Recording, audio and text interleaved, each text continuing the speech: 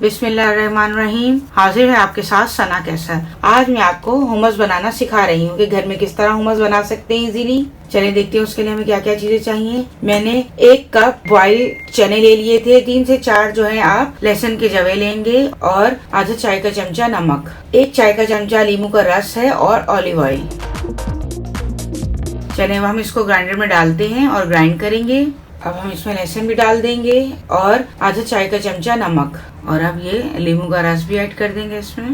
तकरीबन 2 खाने के चमचे मैंने इसमें ऑलिव ऑयल डाल दिया है। अभी अगर हमें और ज़रूरत होगी तो हम और ऐड कर देंगे। चलिए हम इसको ब्लेंड करते हैं। ये देखें कैसे पेस्ट बन गया है बिल्कुल। अब हम इसमें 2 चाय के चमचे ताहिनी पेस्ट के डालेंगे और इसको दोबारा ब्लेंड करेंगे।